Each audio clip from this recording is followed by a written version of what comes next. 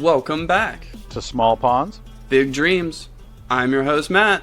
And this is his co-host in crime, James. And we are here to provide you with fishy topics and knowledge weekly with some humorous antics on the side. So what do you say, Matt? You want to dive into this week's episode? Into the deep we go!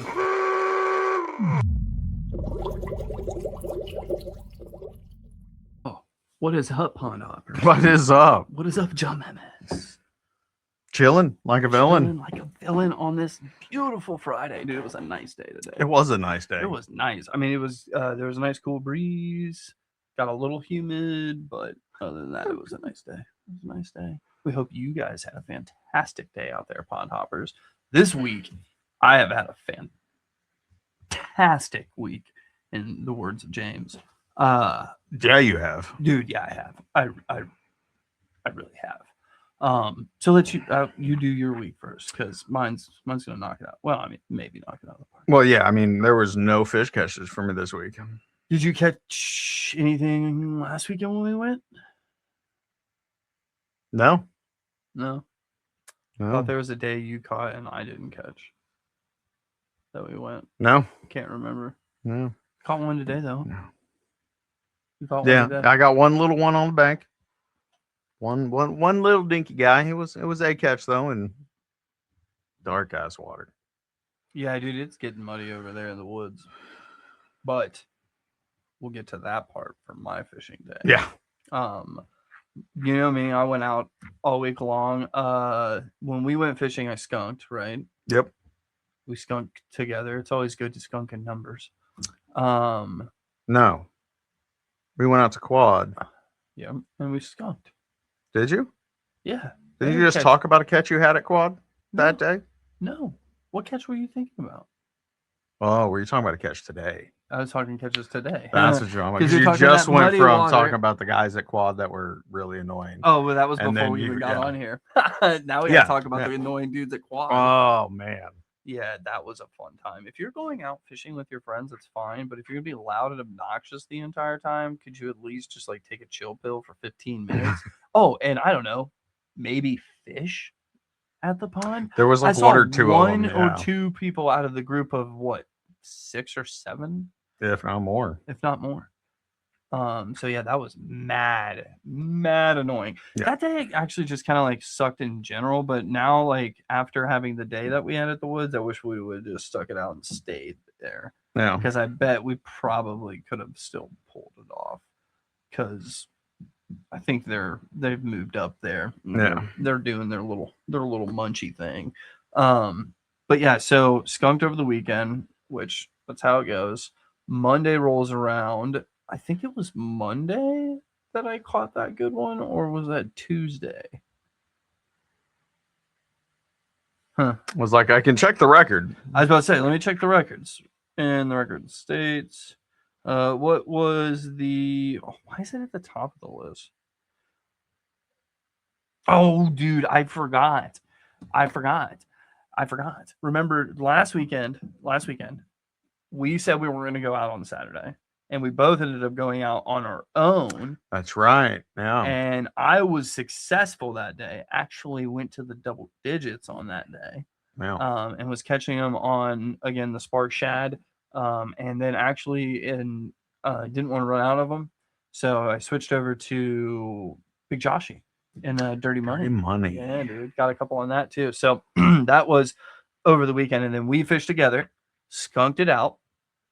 And then I didn't even look at the day. I just seen the day before. What was the 30th? So that would have been Monday. Tuesday. No. Yeah, Monday. Monday. Yeah, Monday. So Monday, I went out fishing, local pond by me, the old Yankee Doodle Dandy, and I caught a nice one, ladies and gentlemen. A nice one. A 19-incher. I don't know why there's not any claps going on right now, but there needs to be some claps for that one. Because that's my biggest one of the year so far. Yeah. Caught it on good old pig jigs, bladed jig. I'm not even going to say chatterbait. Bladed jig. And I think it's his bluegill 2.0 color, I think is what I had. And then, of course, you'll know it. I had that G Crack Bellows vibe. AJ's juice. that pure money right there. That is slowly, not even slowly, very quickly becoming my favorite chatterbait trailer / vibrating jig trailer. God damn, so hard not to do. Yeah, it's instilled. It's runs deep. Yeah, I didn't have any bites, and then that one, and it was close to the bank, and dude, that was so sick. So sick. I definitely needed that one. Funny thing is, I kept telling myself that entire time I was there, I was like, I'm just gonna catch one today, but it's gonna be a good one. It's gonna be one good one. Because I had like good number of days, but I mean, I've had a couple decent bass, but that one was a good one. And then, of course, I think I went out the next day and I caught one more. Well, I think is what happened. Yeah, I went out the next day, and that's when I caught the fucking turtle, dude. The snapping turtle from hell, dude. I'm talking like this, that big around. What'd you catch him on? No, I actually want to know because I want to know what combo you had on. Yeah, I caught him on a Pig Jigs vibrating jig. You with reeled in AJ's. that big of a turtle. Yeah. On your BFS? No. Oh, okay. No. Okay. The one that I caught that big bass on the day before, that jig, that one, that jig, it's a 1/4 ounce. Okay. So it was my regular Fenwick combo. That one is the one that I lost to the turtle because yes, I cut my line because his tail was as long as my arm. I'm not playing with that thing. No. Like normally I'll try to get the hook out, but then and there, no, I was not playing with that thing. No, you lost a finger. Yeah. Oh yeah. And then I took the kid out the day after just for like a quick little minute, and because I didn't plan on fishing that day. And actually no, it was the next day because we went right after I went and seen my dad and picked up that rod. And then Ben caught one on the BFS on the Weber. So that was cool. I didn't catch anything that day. I was throwing glide bait. So skunk day. And then we get to today when I put my, so I decided I wasn't going to get my Shimano serviced. I just threw it on. It's my dad's old Quantum Bill Dance series rod. It's a 6.6 medium heavy. I think it's a 1/4 to an ounce. Yeah. It might even be, yeah, it's a 1/4 to an ounce. Took that out with a, belly kill swimmer, and oh boy, put them together today. Oh man, that was a blast. That was so much fun to do right before we recorded. That was a blast. I'm glad we got to do that. Yeah. So I got 4 all on green pumpkin, Bell's Gill swimmer on a flashy underspin. Owner underspin. Yeah. They were loving it. They didn't like your spinnerbait as much. No. Not one. No one. But yeah, I was yanking them up. And on that, my dad's combo. So I want to get my PB on that, like I told you, dude, and then just like put it up on the wall, maybe in the official podcast studio, just have it up. So, it's just like a little piece of nostalgia. But it was fun, dude. And it did not like, I thought it was going to blow up on the first bass. I was like, man, I'm going to go to set the hook and this thing's just like, but it worked. Right through 4 of them. Ran through 4 of them, dude. It could have been more. I missed 2. I'm telling you, the one that I ate, like as it hit the water, I'm telling you, dude, that one was a good one. It was already taking me for a ride and pulling on my rod before I even got to try to set the hook.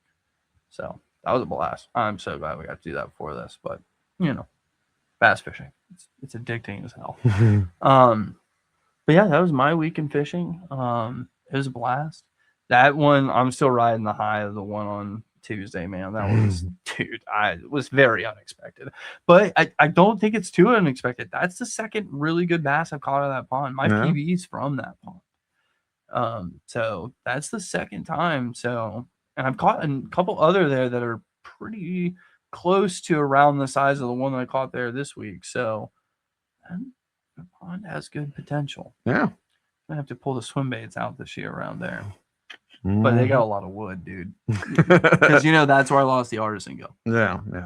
R.I.P. I just R.I.P. R.I.P. to the homie. Yeah. So it was good. It's good times, man. The weather's changing. Pre-spawns definitely happened. All the bass I caught today, red-eyed. So yeah, man, it's coming. It's coming. We got to get out as much as possible. And just a little hint, nod.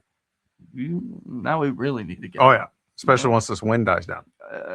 I think we go to some. So we'll talk about that when we talk about that particular item. So I think now that we've talked our fishing week and we're kind of hinting at that, let's just go ahead and slide on into the Donk Express, my man. Donk Express. Let's All get it. right.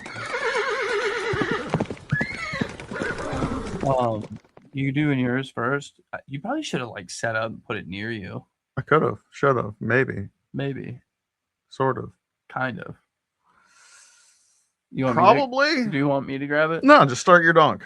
You want me to start the donkeys? Yeah, start it. No, I'm just gonna jump in and take it over here in 2 seconds. Oh, all right. No, I'm just kidding. No, I mean it'll go along. So I got a package. This is not the King of the Box. This is just I had my own package that I purchased from Dark Horse. So yes, I can't wait to show you what's in here. When they dropped these, dude, I was like, I have to. I just absolutely have to. So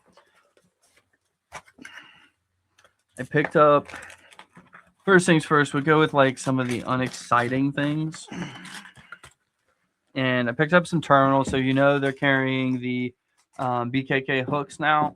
And I started personally trying out BKK hooks last year in the Silent Dragger Ned heads, and in the I've tried a couple of their other ones. What else? Their Finesse Nico and one other. But I wanted to try their EWG worm hooks, so I picked up 6/0 and 4/0 is mainly going to be for like the 95 millimeter Imakumushi, the Bellows Gill 3.8, and the Bellows Gill 5.8. Just a bunch of different plastics. I'll probably also use this for some swim baits as well. Oh, also 6-inch. I might be able to use this on the belly slot munchies as well. So this has got a lot. I really like that they came in this little like cassette tape. Oh yeah. So now I don't feel like I have to try to add them to anything else. I can just take them out of the package, throw them in my bag, just let them roll around in there. And it still has that to tell you what they are. So I thought that was pretty cool. They have a lot of different BKK hooks, so definitely wanted to get that. And then everything else is from the same company. Oh, no, it's not. We'll go to the next one. I have lost almost every single one of my Deeks bladed jigs. I had to at least pick one more up. So I picked up the 3/8. No, I take that back. I told you that I caught that big fish. They're made for the OCD tackle box.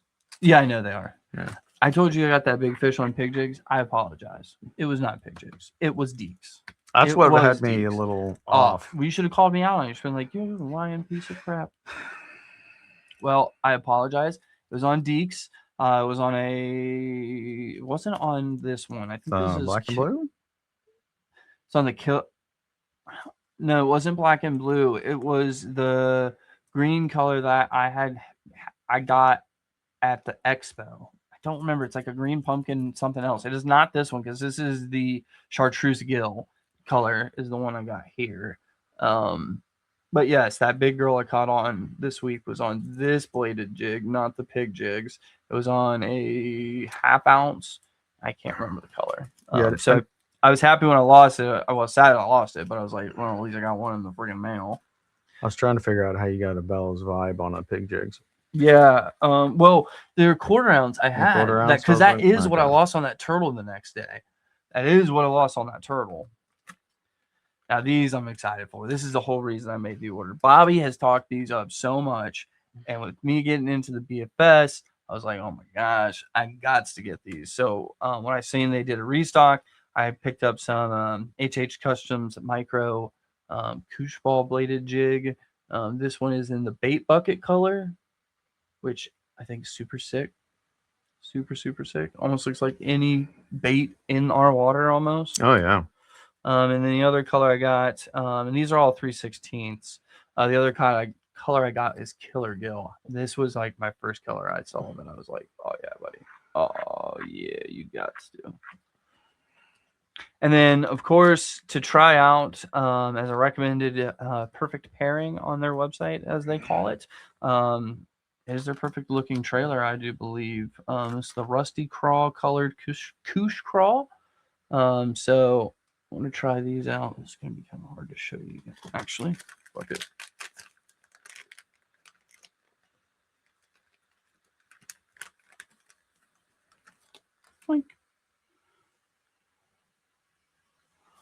There you go.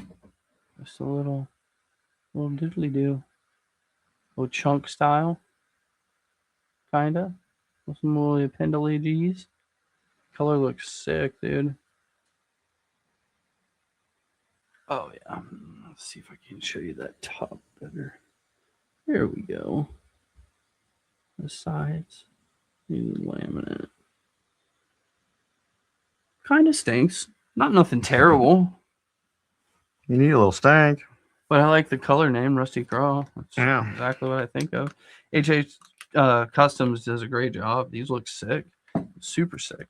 But yeah, when I seen that they had a restock of these, it was like, okay, you gotta put an order in. Not like I didn't want to.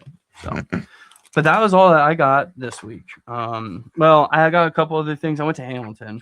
So I got a couple other things, but it was mainly just like restock items, like nothing really new. At all. No.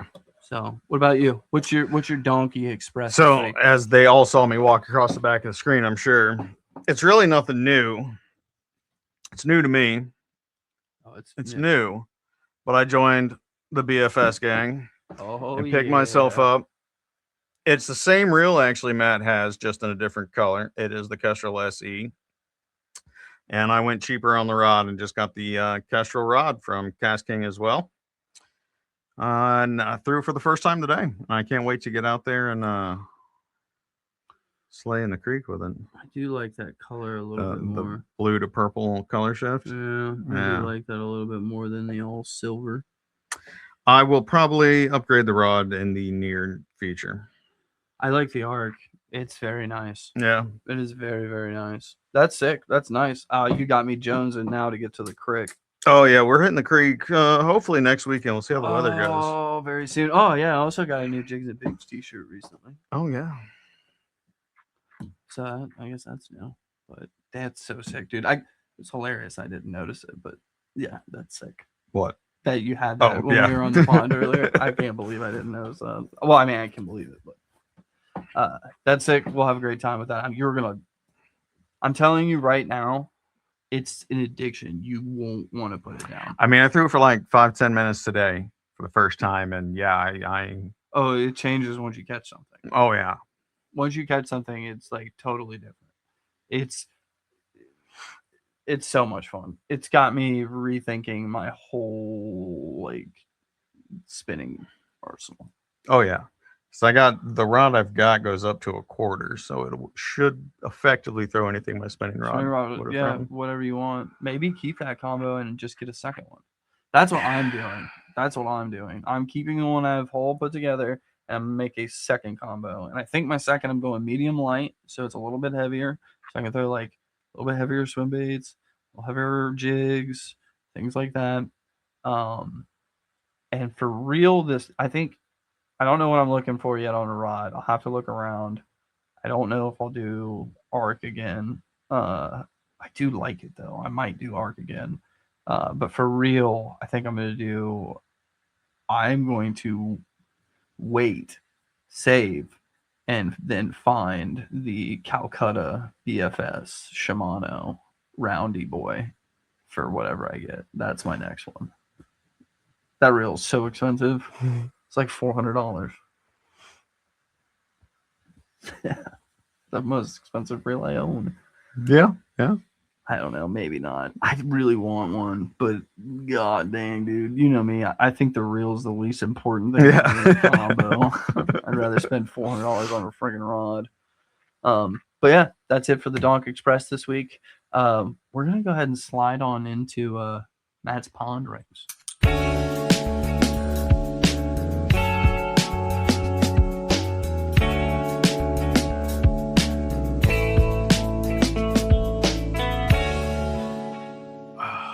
All right, my dude. What you been pondering on? Not really, honestly. This one was kind of hard to make this week because I haven't really had much time.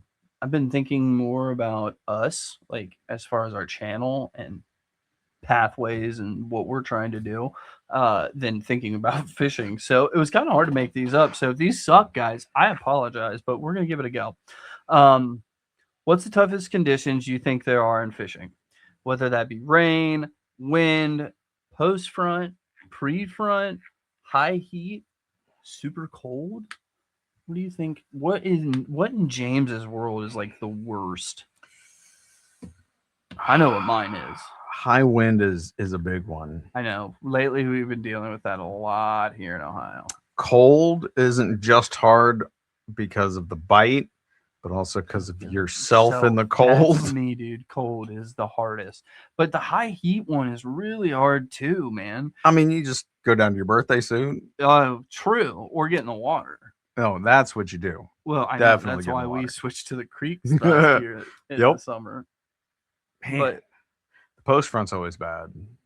I like pre-front, or honestly like today, I'm pretty sure we were pre-front because that rain came in like right as we left the yeah. parking lot. So I like pre-front a lot. So I would have to say the tougher one is post-front. Yeah. That's the lockjaw bite. They are not wanting to eat diddly. I think I'm gonna have to go with you. The cold though, overall. The cold. That's me. I will say I'll take wind, I'll take rain, I'll even go fish a post front. If it's super cold, I don't care. Like, I mean, we were out there in the we went lower 30s, upper 20s. But like, even like when we went ice fishing, man, that was cool. It's fun, but it's not that fun. It's not fun enough. I'd rather go back to making baits. But you want to keep going. Well, yeah, the tug is the drug. Not sponsored by Powerade, but would love to. Oh yeah, that'd be a good one, wouldn't it? Yeah, I'm with you. Cold out the window. Even though I got that suit at the end of the year last year, it was really nice, but still, man, I hate the cold.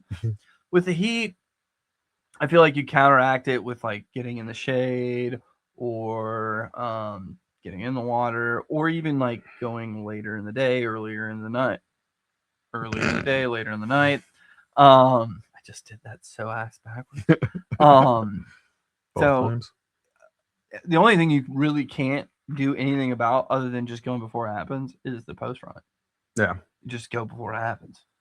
You probably have better luck. Yeah. Just hop in your time machine and go before it happens. Either you farted or outside farted. Must have been outside. Yeah, it wasn't me. Because I claim mine. I'm claiming all of mine. What is one piece of fishing gear you never leave without? I think it's that guy that just cut it. These weapons of mass destruction. These hands. I think my first thought was like pliers. Yeah, like but I've left them behind. I bet so. Yeah, so have I. Everything I've left behind, except for my combo, I guess. What's a like secrety, like not really secret, but what's like a hidden like item like that you think not many people bring that you bring every time you go? I mean, not every time, but I try to as many times as I can, and that's to bring you. Oh yeah, not many people do that. My secret weapon. Not many people do that. I don't know. Like, I don't really think I'm your secret weapon. I caught all the fish today. I mean, there isn't much I bring out that I don't think other people wouldn't. I mean, I always have a hooded shirt because my neck burns like crazy. Always water, but everybody should take water. I think I take out more soft plastics than most people do. Yeah, I take out a lot of fucking soft plastics, man. A lot of soft plastics. Now, comparatively to someone that owns like a boat or a yak, probably not. But like comparatively to a normal bank angler, yeah, I take out a lot of fucking plastics. I mean, lately there's something we've been taking out every time, and that's mics. Yeah, that one's been cool. And we've been taking camera too, but not catching much freaking video. Oh yeah, your phone. Yeah. I think another one. I think one that I think of is I bring backup line. I don't think many people bring backup line. I mean, leader line I'll bring. Yes, but I bring actual backup line in case you have a reel and you're just gonna reel. You just reline your reel right there and then on the bag. Yeah. I'll just throw the line in my bag and zip it down almost to the same line. thing you do for leader. Yeah. But a whole reel, that's I mean, it depends on like the day, dude. That's true. If you're out there slapping them, and like that's all they're eating, and you can only throw it on a bait caster. Hell yeah, I'm relining that thing. It'd be a way different story if you're skunking. You're skunking, and then I see you over there catch them on a wacky worm, and then the next thing I know, Well, I mean, I guess normally you do have 2 rods. Not always. I have been one rodding a lot this year. A lot this year. Well, this year has barely started. Correct. But it has kind of pushed me to change my mindset on my combo. But yes, I really do like taking 2 combos. Yeah. I like to have my power combo and then my finesse combo. In case you get into anything you're getting into. All righty. Last one here for you, my man. Do you think there will be more of a Japanese fishing techniques and gear in the U.S. bass fishing world in the coming of years? Or do you think it'll fade away? I think we'll always get more, whether it stays in fashion or whatever, but there'll always be more coming. Dude, I think there's so many more secrets that they have that we don't have, that we're not even close to. Yeah. Is it raining? I don't know. Could be. But yeah, I think there's so many more secrets. I mean, think about it this way, like the dice baits and the fuzzy baits and things like that. Those had been around for a while before they came and hit our actual market and all of that. So, I think there's still a lot to see from them. But it's definitely, I feel like a light is being shined on them. Now, how long that light will be, I really don't know. But I love to see it because I will say, as much as I'm really enjoying finding these like small American businesses, they have a lot of good stuff, but I'm not gonna lie, I love my JDM as well, man. They have a lot of really good innovation. I think it's not something to just like and not pay attention to. For sure. But that is the ending of Matt's Ponderings. However, I had a side, like it's not really pondering, but like more of like a side. I guess you could call it a pondering, but just hear me out, okay? I don't know if this has been said yet, if we may have done it in like the New Year's episode, but I want to get 2 fishing goals from you for yourself this season, and I'm not allowing it to be I want to break my PB, because that's every year. Every year, everybody wants to break their PB.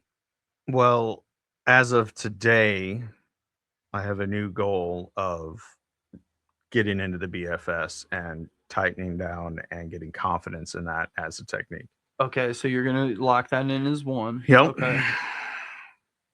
My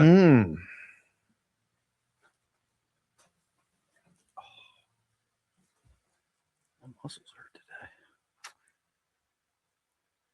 A fishing goal. Right. Well, what's one of your 2? I'm gonna think. So while you're pondering in Matt's Ponderings, as you do, topsy-turvy friggin' episode, ain't it? I would say one of mine for this year is I would love to catch a 20-inch fish on my BFS combo. Okay. I feel like that's going to be a hell of a ride. Yeah. I think it's really going to test me because I'm a horsey kind of guy. I tend to horse the fish in pretty hard. And I think it's going to make me learn how to really allow to play those fish more. I think it's going to make me a bit of a better angler in the process. And I think at the end of it, it's just going to be, it's going to be amazing. So that's one of mine. That's one of the ones I thought of almost immediately. I mean, of course, I want to get out on the boat this year more. Not more, but for the first time. But that's gonna happen no matter what. Yeah. Let's do like I want more obtainable. Maybe you want to learn more. I love how I'm just like looking up at the ceiling. Yeah, so am I. The viewers be like, "What the fuck are they looking at?" It's just a spider. Don't worry, guys. It's Larry. He's cool, dude. Yeah. We give him crumbs every once in a while. He's cool. Half a sandwich sometimes. Guy's got an appetite. Yeah. What about becoming more confident from fishing from the boat? Well, yeah. That could be one, Yeah. right? It's not necessarily being in the boat more, but it is being in the boat more to obtain more confidence in fishing from a boat. You've only fished from a bank. Yeah. It'll be a whole new world. I'm not doing it. Me either. Not this time. I'm not doing it. I mean, to go along with that as well, I want to get out there with the deeper on the boat and really dissect it. That's a good one. I think the deeper, utilizing the deeper more would be a good goal. Yeah. That's a good one. I'll let you have that one. That's good. I like that.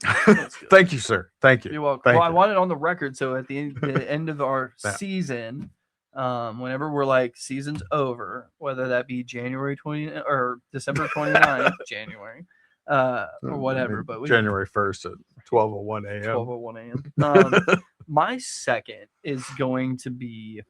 See, I had that first one locked in, and I've been like trying to contemplate the second one. This was your ponderings. I know. Trust me. Don't keep it that side. I was like, in my mind, I was like, ooh, hit James with it. And then forgot to hit yourself with it. And in turn, I hit myself with it. Would you allow me to say I want to fish with more people? I want to grow. I'll allow you to say it as long as you don't do it. I'm not gonna do it. I want to grow our fishing circle. I want to get out more with more people, have some more trips, enjoy more of the fishing community. For sure. Is my other goal. Get that 20-incher on the BFS and do it with a bunch of other people around to see me. You just want an audience to clap and then carry you off on their shoulders. I just like crowd dive onto them, and they're like, he's so amazing. And then we all dump you in the water. Hold my head under until I die. Not that far.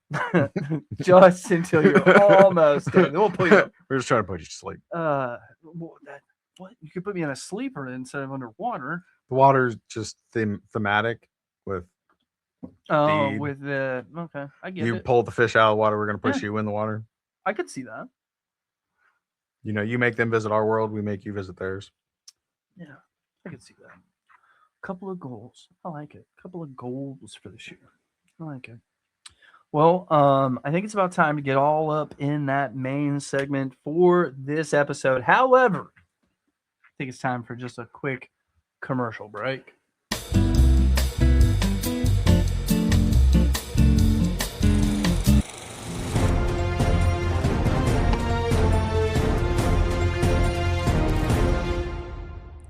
We interrupt your regularly scheduled program for some late breaking news that is rocking the bass fishing world. For more on that, to our man in the field, Matt.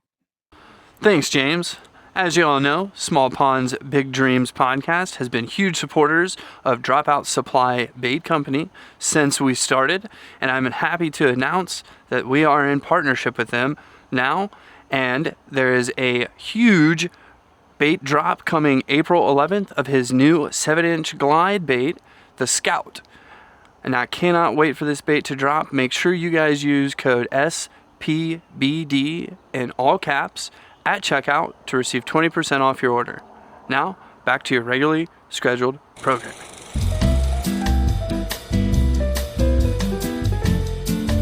Welcome back, Pond Hoppers. Welcome back. It is time to get into the main segment.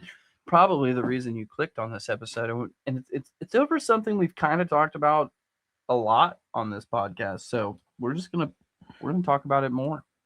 We're talking about the fuzzy baits, the urchins, the hairy balls.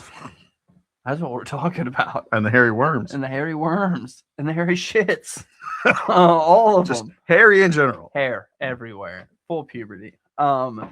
I think to start this off, let's start where it all began. And unfortunately, we do have some, well, not unfortunately, we have some examples. But the example of this bait, I don't have. And that is the OSP dice bait. That is the first dice bait to hit the market. Of course, the market would be Japan, because this is a bait that originated from the JDM market, and then came to the U.S. When it came to the U.S., it really blew up because of Takuitu, and there's another angler, and I can't remember his name, and I feel bad for not remembering his name. But they started using it on the pro circuits from 23 to 25, and then it's kind of just really started to blow up over the last couple of years. Now, we need to talk about what is the difference between a fuzzy bait and an urchin, because right now the urchin is the craze, where the fuzzy bait is I think it's kind of been put on the back burner. I mean, it's still a very valid option, but a lot of people are going towards this urchin option. So the urchin is going to be your full body. So like it is one whole piece of plastic.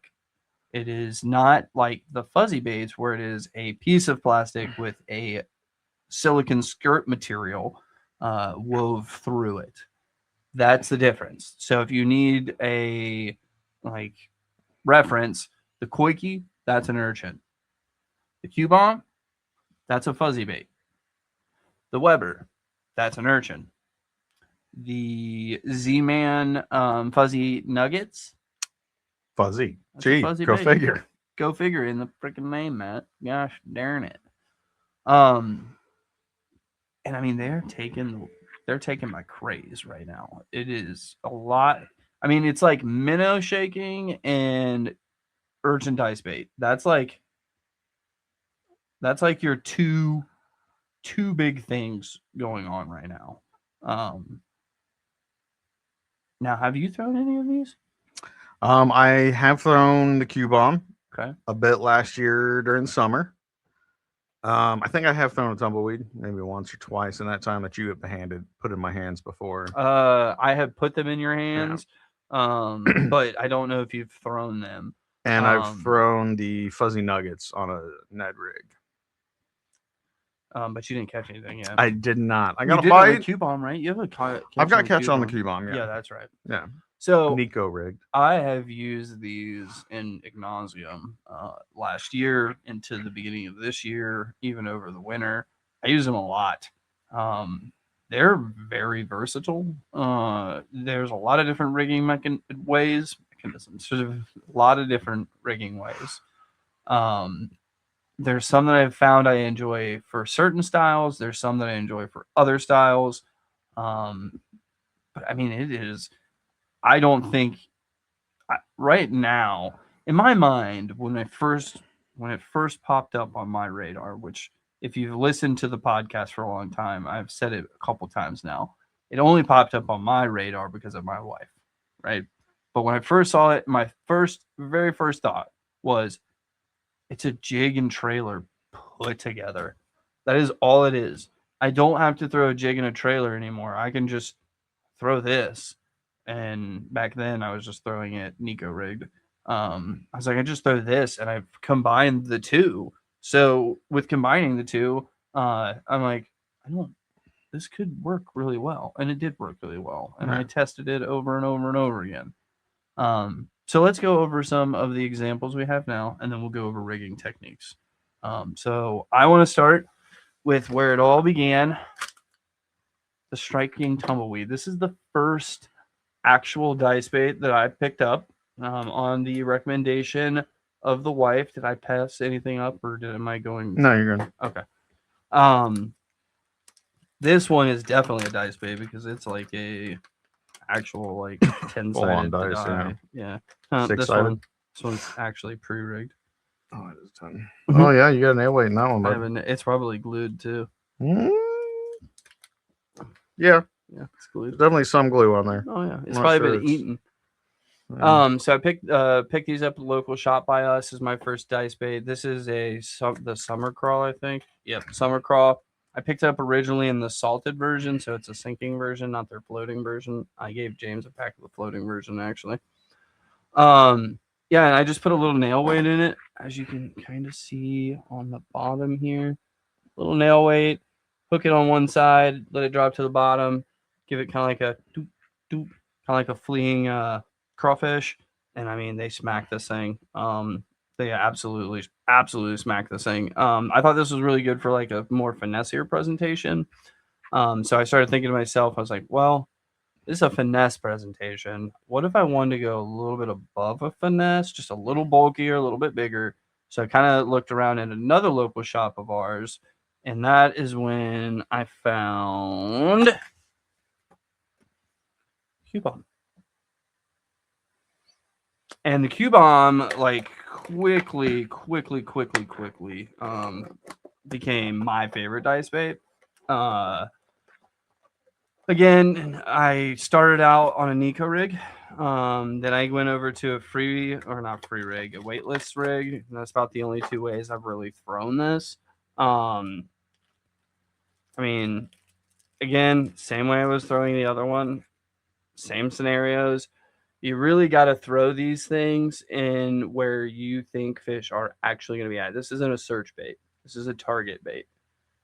Wood, stumps, laydowns, rock, all kinds of fun stuff. There you go. I like the round. I do like the round. I like the little bit more girth. They do have the other size, which I have never used. I've only used the bit bigger version. I like that they have a flat side right here, which perfectly accepts a weight. And they're in rubber. Comparison, yeah, these are a Rubber, where these are more of your silicone. I mean, comparative wise, I mean, they're very good size difference there. Yeah. This thing gets annihilated. Again, my largemouth PB is on this. It's a really, really good bait. Nice SAF smell. If you like that smell, I do, because it means bass. It's amazing, man. I really like this thing. But natural curiosity always starts peaking, and you start thinking about other things and where you can go. And I started becoming a G-Crack head. So you obviously know where I was going to go to next, which is their Imo Kamushi. Now this, I have two. This is actually the elastomer version in the 60 millimeter. I have the other version of 95 millimeter in the SAF, and they're basically for two different reasonings, two different ways I use them. The one that I don't have, the SAF one, that's just weightless and free rig. That's all I'm using that for, and it's a bigger profile, so you use an EWG. This one, with it being 60 millimeter, this is made out of elastomer. I like to rig this in a few different ways, actually, and I've caught on a few different ways with this. So first way I originally rigged these were free rigged on a spinning rod with a 1/8 ounce free weight, and I had a day with this thing. Only problem is with the spinning, I was having a little bit of hard time setting the hook. So then I went over to a Ned. My PB smallmouth is actually on this bait, actually in the Scumpernog color right there, on a football Ned head, which is, by the way, if you've never used a football Ned head, sneaky little Ned head for you netters out there. It is amazing. And then I'd heard from homeless fishermen that this is also really good drop shot bait. And this is actually what I've caught all my drop shot fish on ever now, almost to this point, is on this. And I just kind of hook it in the middle like a wacky rig. And I mean, it works super well. This might be, we'll see this year with the 95. I got to see how the 95 performs. Yeah. And if it does, this to me is a little bit superior to the Q-Bomb, just a little bit. A little more, and again, this is not the rubber. If you notice, it's not the rubber. It is the skirt material. The white might be rubber. It might be silicone. I'm not 100% sure, but I know this thing slaps. I got to put this one back in the package because it's elastomer, and it is going to stretch, and it's going to last a long, long, long time. And that's another reason why I really liked it. This was like almost like a replacement for me for the TRD last year. So let's see. We got a couple more here, ladies and gentlemen. Just a couple more. The next one is a very recent new one to me. I have catches on it already, and it's kind of like in this realm of the urchin actually, and it's newer to me, the whole TPE floating thing, and it's very interesting. And this is the G-Rat Weber. Now we're not going to take this one out of the package because one, stinks like hell, two, they are TPE and cannot touch any other plastic, and three, I ain't got anything else to put them in right now, so they gotta stay in here. This thing is sick, dude. Obviously with TPE, you're not using this weightless. However, I was listening to a podcast the other day, and did you know the urchin bait was actually, when it was introduced in Japan, it was meant to be used as a topwater. Really? Yes, meant to look like a ball of bait fish on the top of the water column. So I might try that. But as of right now, I'm not using it weightless. I have tried it on a free rig, and I have got catches. Only problem is if you don't have a good cadence, that Weber will come all the way back up, almost to the top. Like I said, I got catches. The next way I've rigged it is with the Zappu hook from Japan. I don't know the name of it right now off the top of my head, and I apologize, listeners. We can link it in the description if I remember to. But it's almost like the Verifos hooks, where you can add the weight. It's got like a clasp on it, and you add the weight to it. So now when that Weber falls all the way down, it hits the bottom, the weight holds it there, and then the Weber floats up. And you can just pulsate it on the bottom. You can hop it. It is amazing. That's how I'm rigging it. You can. It has a hole in it, obviously, because you can see it's got the rod through it. Maybe you can see that. Now you can kind of see that. No, just floating. Earthquake. You can Nico rig it, but no. This hook will save you. I love it. Hamilton Bait and Tackle online has them, but don't buy them because I gotta get them. Does Dark Horse have them? No, Dark Horse doesn't have a hook like this. Oh, the hook. There is not. Oh no, yes, this you can get Yeah. at Dark Horse. Recommendations on the high that you do go to Dark Horse to get these. I also seen that there's some newer colors coming out to the market soon, so that's dope. But yes, definitely that you can get there. But the hooks you cannot. You'd have to find them. You can find the JDM market has these style of hooks. There isn't, I believe, a US market item that has this, but I would assume with it, this is like the hook that everybody's really using on the Koiki. Or that style of hook. So I would assume it'll come to market in the US some point in time. But as of right now, it's not. I really hope that we catch my toes cracking. You gotta let me know when you go back and listen to this if you hear my toes crack, because that's just priceless. Everybody, comment in. Did Toe you crack hear or my no toes toe crack? crack? If you can tell me the exact moment in time when my toes cracked, I will send you a gift. Is it a free hug? No, it's just a box full of random shit. But no, Okay. I mean it's bass fishing related. But yeah. Oh, okay. Yeah. So everything else that I have down below is new styles I'm trying out. I mean, you did just mention one of them. I did. Should I pull that one out first? Well, yeah. I kind of thought about pulling that one last because it's the hypest one, but we'll pull it out first. So I did Hamilton Bait and Tackle. Happened to have some 17 millimeter Koikis in, and wife said pull the trigger, especially since we were recording this episode. So yeah, this is the craze bait right now. This comes in like a 17 millimeter, a 9 millimeter, and another one, and then they have the full cast, which is the big boy. It's the one I really want because you know me, I like it big. Dude, did I tell you that shirt idea I said earlier? Yeah. Okay. You know what? That's. Be on the lookout. We got good ideas coming. I'm telling you.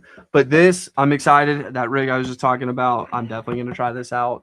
Again, we're not pulling this one out. Show it to the camera because whatever. I've been dying to throw this on my BFS. The guy at Hamilton comes up to me and is like, "Hey, you should use that hook." And then I was like, he's like, "That hook you have, the good one, that's for your Koiki. That's great," because I had seen it before, right? He's like, "But wrong size." I recommend the 1/0. I don't ever use 1/0 like hooks. I normally use like ones when it comes to finesse. And he's like, yeah, the 1/0. And I'm sitting here thinking to myself, I'm trying to throw this on a BFS combo. And I am going to throw it on a BFS combo. So it took every bit of me not to get this one out. However, there is another one that I'm about to show that I honestly think in my mind, I'm a little more stoked for. Yeah. Just a little bit more. Okay. Now, all you Koiki people out there, don't hate on me. This thing does look super cool. But I also happen to notice, shout out again, Hamilton Bait and Tackle. They're carrying RO's products now. And you know, I've been kind of checking them out, kind of looking at them. So the first one, I've had this on my shelf. That is the Double Sun by Aros USA. I've had this actually on my bait wall. You want to pull one of those out? I've had You want me to that. get the powder all over me?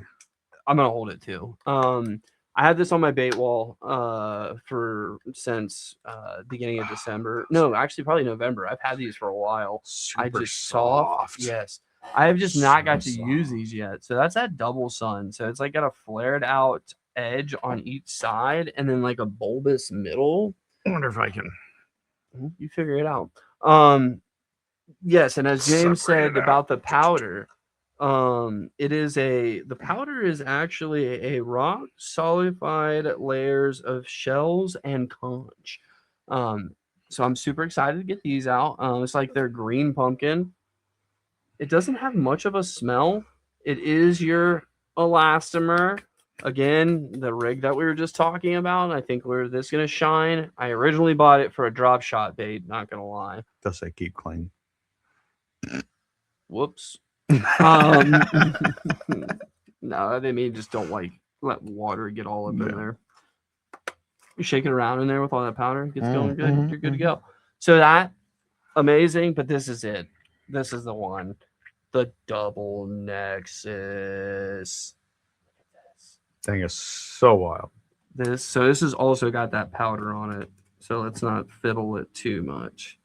But this thing is sick, and I don't know if like it's got like this orange on it. I don't know if that's discoloration because of the stuff on it or what. But this thing is freaking wild, dude. It's like the Bellow Gill. Look at this. I'm not even Gill moving. of dice baits. Yeah, I'm not even moving, and this thing is like, and when I move, this thing goes nuts, dude. Absolutely freaking bonkies. I'm thinking that rig. I mean, you can say shit, James. Oh shit! Oh, you lost it. Oh, did I? I was gonna say, did I lose my card? Thank you.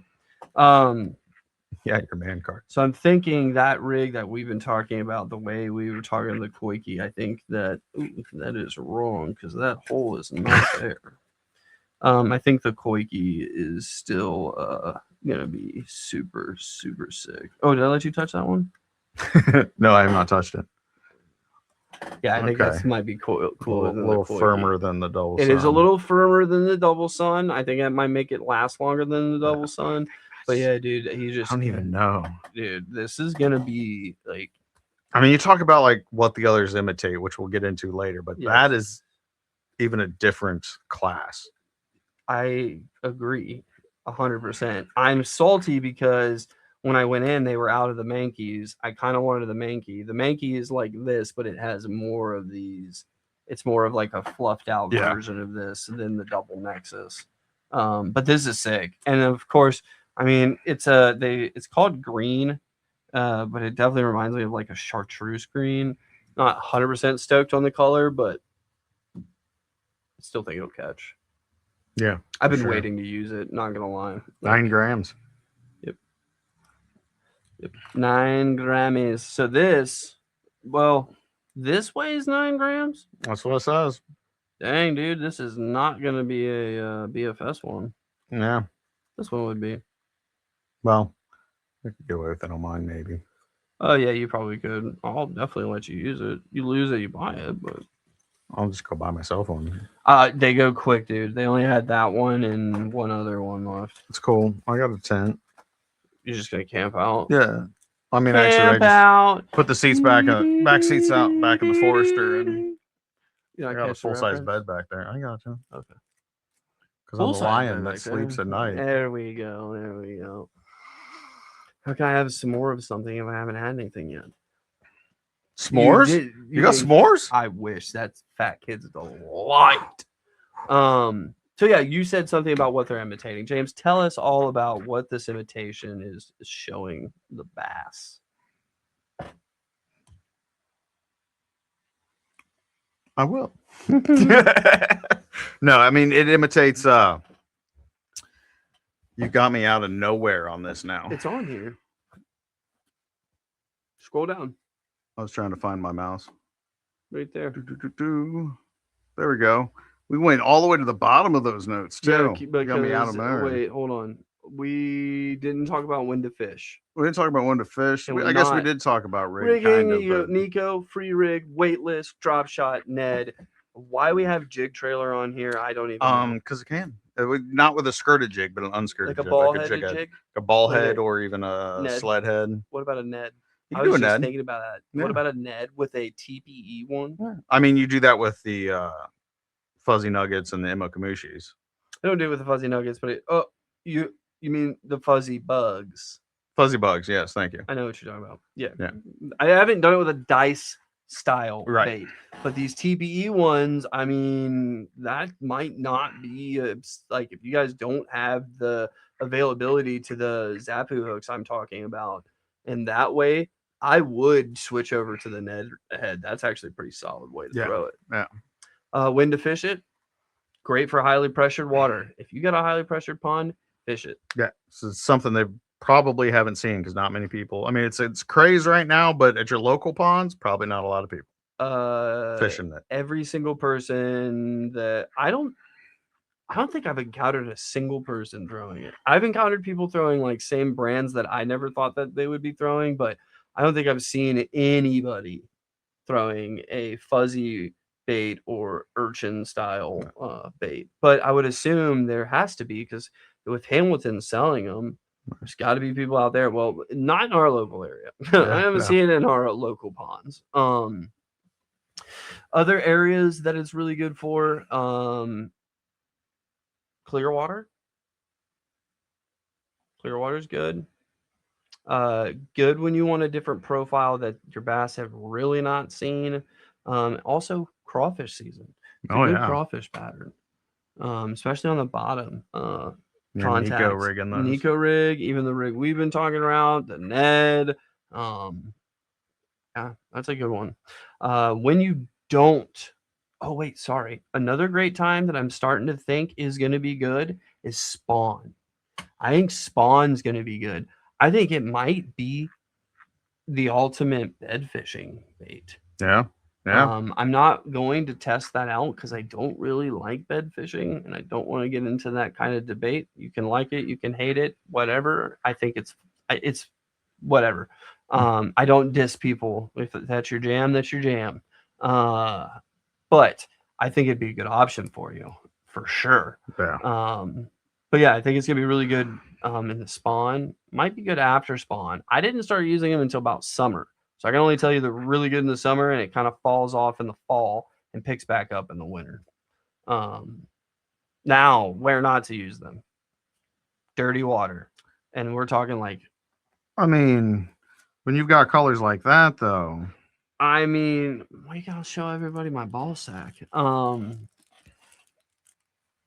I mean, when you have it out there, you have it out there. It's on the table. It's on the table. It's on the table. I can show the listeners. I can show the listeners anything I want. You're correct. Black and chartreuse is a great dirty water color. However, I still think it's harder for the bass to detect these things in that darker water. But try it. Prove me wrong, James. Here you go. You can have this back. Prove me wrong. I would love to take it into the woods. I was about to say, when we're done recording this, it's not. I'll have enough time. There'll be daylight. Let's go right on back. My wife don't need to know nothing. Maybe the wind's died down. Kind of seems like it actually. Wow. Heavy cover. If you got thick grass mats, a lot of vegetation, things like that, it can work really well there. Just be aware that it does do a fair amount of dragging of them weeds.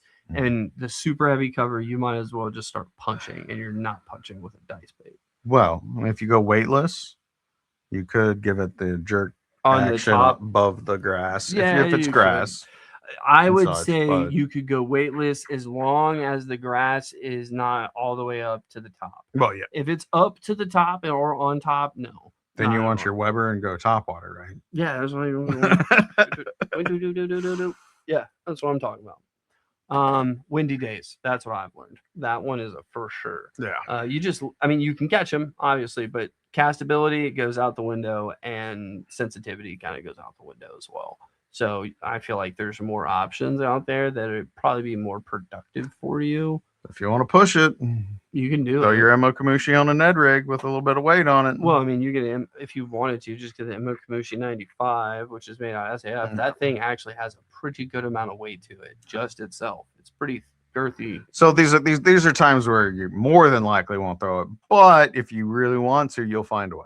You'll find a way. I mean, you really can with any lure.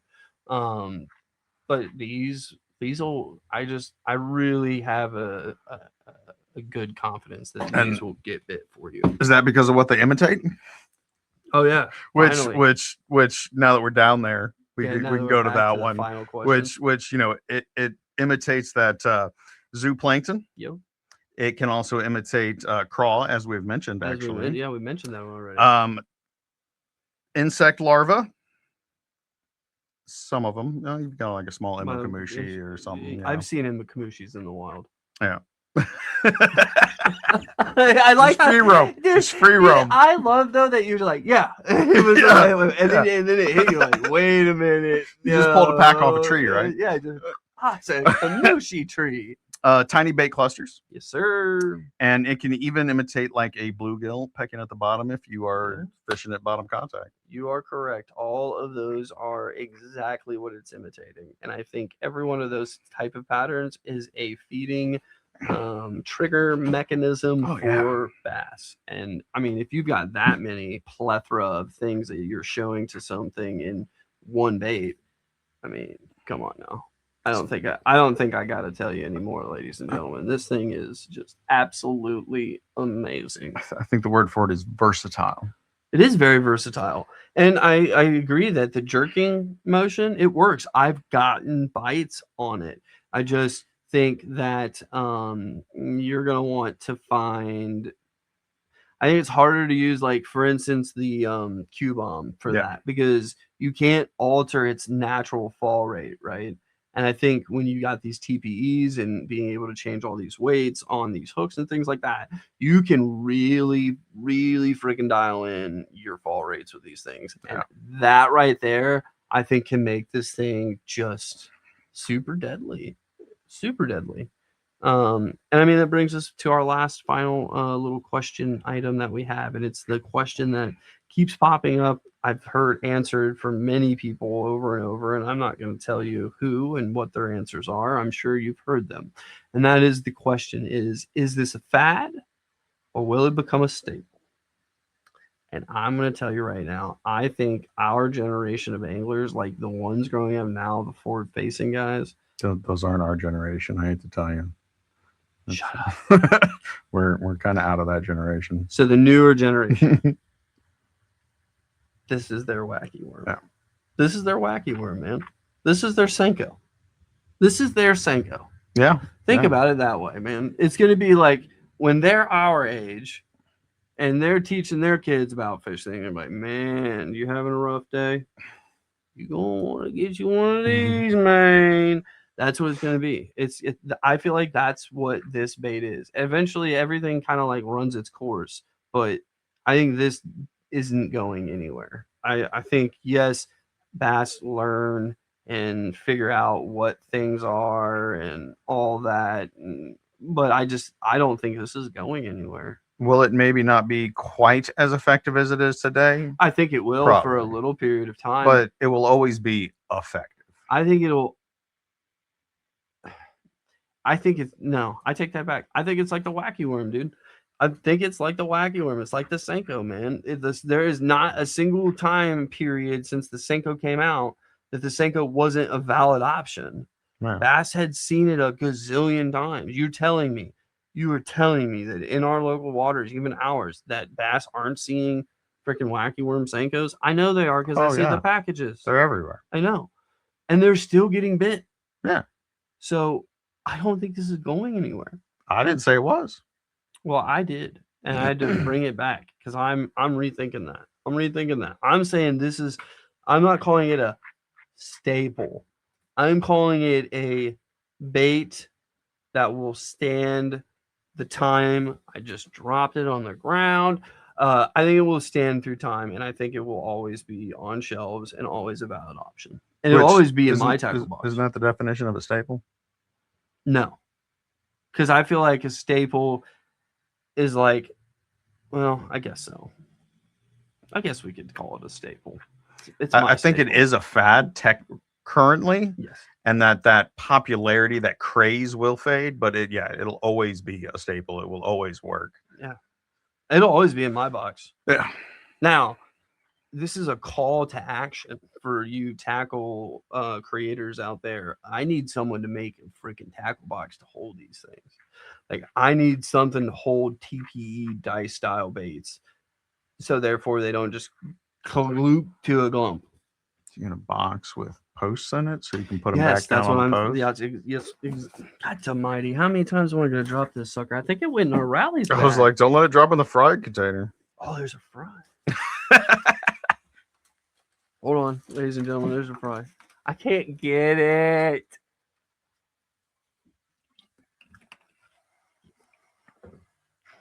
It's a good fry. All right.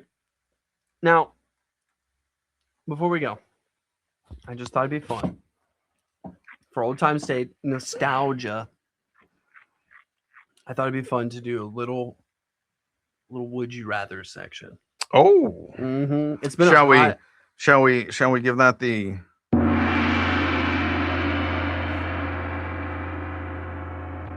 it's been a hot minute since we've done this, and I just thought it would be fun to surprise you with one or two and just see what your reaction would be and kind of bring it back for the viewers that are listeners and viewers that are newer and weren't around for these times.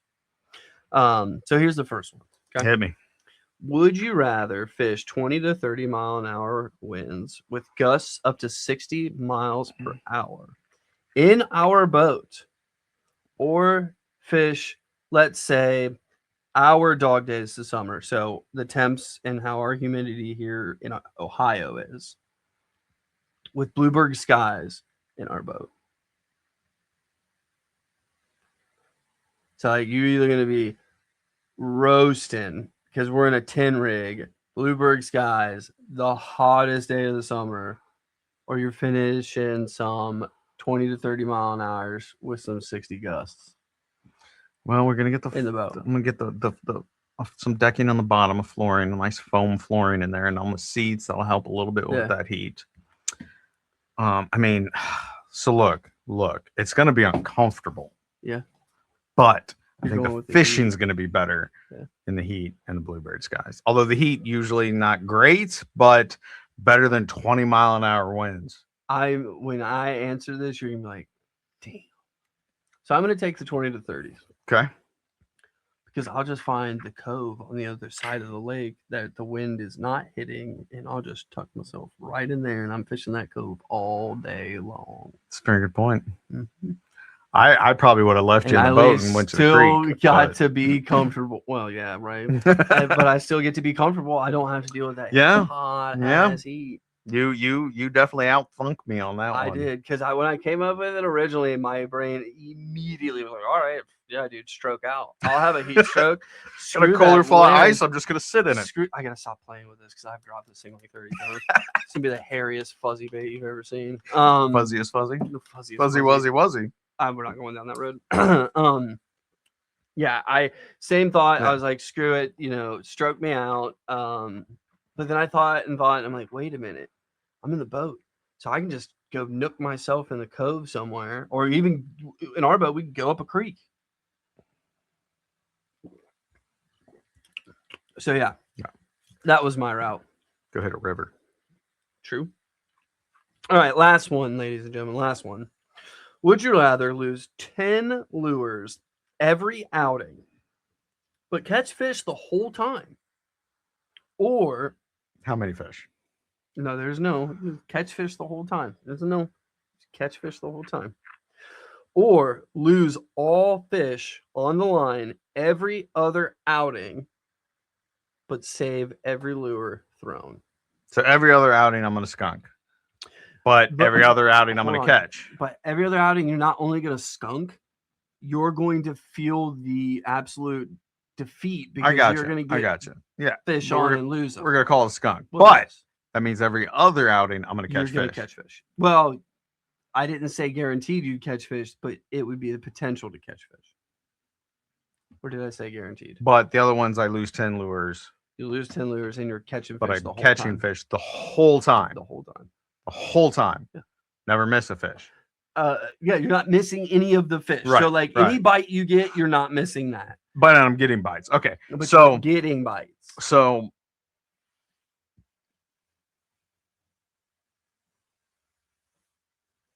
Basically, it comes down I'm to going to give you my thought process here. restocking. No, I'm going to give you my thought process here. All right. Okay. The every other outing. Yeah. Okay. I'm going to go out. All right. I'm going to cast Uh-huh. a few times. It's going to happen a few times. I'm going to lose fish, and I'm just going to stop. I'm going to leave because I know that's going to happen the rest of the day. Yeah. And the next day, I'm going to go fishing.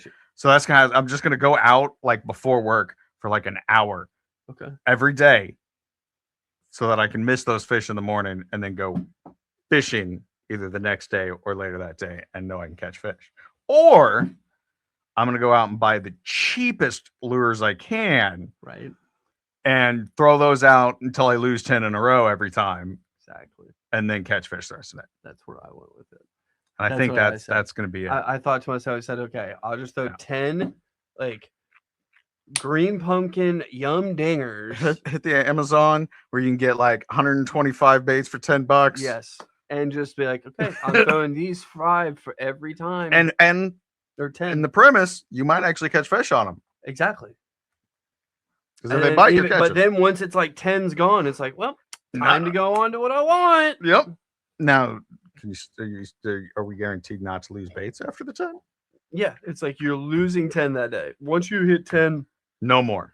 no more. So I can throw chatterbaits the rest of the day with no fear of having Oh, them snag dude. and tear off. I throw swim baits for the rest Oh, of the day. yeah. With no fear of like losing it all. Like you're just like, yeah, dog. I'm on the bottom right so- now, dude. So this has suddenly become a superpower. yeah, it has. I'm down. Put that in our book of useless superpowers. Like Oh, trash man. sorry. That is extremely useful. It is actually really useful to a lot of people in the world. it'd I'm be throwing useless. Evo tungstens all day. Evo, oh my god, yeah. Evo tungstens all Evo freaking tungstens day. and $200 swim baits. There's not like I had a great time going out fishing today. Also, we kind of broke our curse. Kind of. We've been having a little bit of a curse, ladies and gentlemen. I don't know if you guys know about this, but me and James cannot catch fish at the same time. It's happened on rare occasions. It used to happen on rare occasion. It happens all the damn time now. And I'm telling you, No. right I mean, now- on rare occasions, we'll both have catching days. Oh, okay, yeah. It does happen, just It does, rarely. but it's rare. But it's never like one person has a banger day, or it's not like both people have a banger day. It's always like one person has a banger day and the other person just gets a couple. Or we each get one. Oh, like when we went to Van Wert. Or do you remember we went to Van Wert? Well, Van Wert, the first time, you slaughtered and I caught like 3. 2. It was Or like maybe it's 7 to 3. 3. Yeah, that's what it was. And then the next time we went, I caught a lot of fucking fish that time. I caught And a you couple. Caught like 2. Yeah. I didn't catch That was the anything. day you caught the crappie. Then we went out with Oh. Kyle, Oh, and I caught, yeah. and you guys didn't. No, I caught when caught. Oh, that's right. No, No, you you didn't. caught. Yeah. That's right. Because we. That was Kyle my like, soft jerk bait day. Yeah, that's when you really started to learn about the scented jerk shads, right? Yeah. See, I got into the soft jerks earlier in the summer. That was almost like my post spawn bait last year. Almost pre-spawn because you hit Crush City early. Yeah, I kind of did. I guess I could look at because mine. that was before you hit the Q bomb. Ladies and gentlemen, live on the pod. What was Matt catching fish Live on this recording. Well, it's live on the pod because it's live for me. What was I catching him on? So we're in April now. Oh, dude, makes me feel sad. Rosewood shows up in April. That's the very first time I went to Rosewood. Was using looks like spinnerbait, Nico rig. Janitor worm starts becoming a pretty big thing. And that's when you would have been toying around with the freeloader. Swim jig's still going on pretty hard. So you're right. Crush City was big. I just listened to Bass Talk Live, maybe. This podcast with Jacob Wheeler, because congrats on that, man. Number 11 for him. He said that there's at least 6 new shapes for Crush City. Shapes? Yeah, well, you know what I mean, like, not current models. So, like, let's say, it's not gonna be a new size. Dice bait. So it's not gonna be a new size. It's gonna be whole new shape, whole new. Yeah. I'm down. And if they hit some fuzzy in there, they've got to be doing a fuzzy. Listen, if you are just getting into bass fishing and you need a good soft plastic company, Crush City, Rapala Crush City is legitimately banging it out. I love their mooch minnows. James's favorite chatterbait trailer. Chatterbait, mostly in my smaller chatterbaits. That's what I used in the creeks all last year. Yep. I've used it on a ball head. Yep, same. On a ball head. Mayor, great as a trailer, great as a ball on a ball head. You can even get small owner flashy swimmers and use them on their 4-inch mayors. I fell in love. Crawls. Yep, cleanup crawls are good too. I fell in love with the freeloader. That was the first one I really fell in love with. Those are way over there. I'm not going to grab those. And just if you're in the Ohio region and you were going to go start using Rapala and some Crush City, trying them out, Sungill. Yes. One of the most slept on colors, man. That is my jam. I also really like the Green Pumpkin Magic, but I feel like a lot of people already really jive to Green Pumpkin Magic. Yeah. I don't think. Yeah, I wondered what those were too. They're mooch minnows. Yeah, they're mooch minnows. I really like their. This is the Green Pumpkin Disco. That's the Green Pumpkin Disco. With that shiny. I like the Green Pumpkin Disco on mainly moving baits. Yes. I like the mooch and the Green Pumpkin Magic on the crawl, really, and the Sungill on anything. Yeah. Well, I don't know if I do the crawl on the Sungill, honestly. Well, no, I don't think they carry it. Probably not. I don't think they carry it. I'd probably buy it if they did. I probably would. I mean, if they did, I would 100% buy it. I'm really excited to get these new hooks out. I bet the Disco would be good on a crawl too. Dude, we gotta go. We're gonna go BFS baiting next weekend. God. Maybe sometime this week. Weather willing, we're supposed to be getting a lot of rain. No, next week looks good. Does it? I know we're dropping down to the 40s. It's all clear in one day of 40s, and then it's like 50s and 60s. Okay. But the weekend, I think next weekend is all rain. Oh, probably. Yeah, which is how it goes. So it sounds like we just need to go hit. Dude, let's go hit the church pond after you get off work one day. That would be fun. Oh, excuse me. Hopefully after Easter. You mean tomorrow? Well, it just depends on not tomorrow, Sunday. Well, yes, but it feels like Saturday because I didn't work today. Well, I have 2 Easters, but tomorrow, possibility if our plans that we have slightly made up go through. If not, if they don't go through, which I hope they don't, maybe Sunday after my family's Easter, I would be maybe not a creek walk, but we hit the pond, hit Grace. Maybe a creek walk. Oh no, we'll see. After your Sunday thing, I might not have a lot of time. I'd be done I'd be like 2 to 2:30 is probably 2 depending on when we start. So I'll have a couple hours. Yeah, we'd have a couple Probably. hours. So we'd probably just hit Grace. Yeah. Or actually, it's Sunday. I'm kind of interested. We should hit the rec pond again. Mm, I haven't hit the rec pond in a minute, but I've caught good fish out of it. yeah. Well, I mean, that sounds good to me because it's closer to me. Yeah. I need to start measuring my fish more. That's why my Yeah. bump board's in my car. I'm just gonna leave it there. Just run up your fish back to your car. No, I decided what I would do is I would like put my pole in the ground, like in a crawfish hole, like put the butt down in it, leave the fish on the hook, run to my car, leave it in the water, obviously. Oh, run to my car, okay, get it out. okay. No, motherfucker, I yell at Ben. I mean, if Ben's with me, I'm like, Ben, run and go get my bump board. If not, I have a way to put it on my book bag. It's You're only half a mile into a creek. Ben, go run and get my bump board. No, Ben would be waddling through that. He's not running. Are you kidding me? I can barely run through the creek. Bentley. Oh yeah, sorry. He doesn't want to be called that. My bad. Apologies. Old Greg. Old Greg. Come on. I can't remember why we started calling him Greg. Because he started calling us stuff, right? Yeah, he had another name for me, and I don't even remember what it is now. I really don't either. The funny thing is the only one that stuck was Greg. Yeah. That's the funny part. Because that was 6 years ago. That was a long time ago. It was a very long time ago.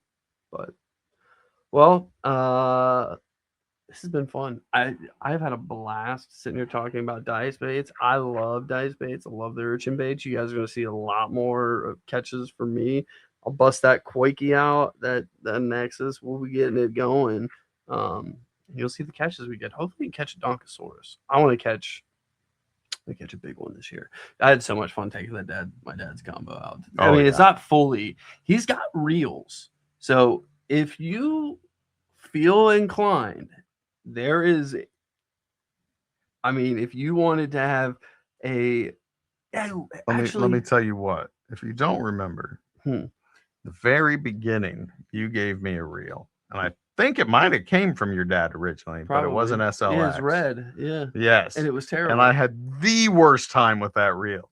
Like it was so hard for me to learn to use a bait caster. That's why I was like, reel. when I was getting it, I'm like, yeah, I'm not taking it. I'll take the rod and I'll just put a reel on. I mean, you go have them serviced, maybe. What? His? Yeah. No, they die. Mine needs service, but I'm not doing it. But yeah, that rod it's nice. It's nice, and it's sentimental. It's not. It's sentimental in so many ways. Because not only that, I don't know if I told you this earlier when I got it, but when I came back from Minnesota, when we went and caught bass and I caught the bug again, I came back to Ohio. I pulled that rod out, threw a chatterbait on it, went to Lincoln Park and caught a big one on that. It's the first bass I caught in Ohio in a very long time was on that rod. And yes, it's my dad's rod and it's been his for a very long time. And then on the last sentimental value, it's freaking Bill Dance. It's Bill Dance. It's freaking Bill Dance, dude. Like I might cry if it blows up. Like, look, when you're done watching or listening to this, go on YouTube, look up Bill Dance bloopers. It'll make your day. And you probably already know Bill Dance bloopers, but it'll help you out. It'll give you some belly laughs. It'll brighten your day. Oh, it'll do a lot more. I mean, brighten your day. I know these beautiful faces brightened your day, I'm sure. But Bill Dance will do a lot more than these faces. But I think that's about it for today, right? Yeah. I think that's gonna be it. That's gonna do it for this episode of Small Ponds, Big Dreams. We appreciate y'all for taking the time to listen. We really hope you enjoyed the show. Give us a follow, leave a comment, share it with a fishing buddy, and until next time, keep your lines tight, your rods bent, and your dreams big. Wow.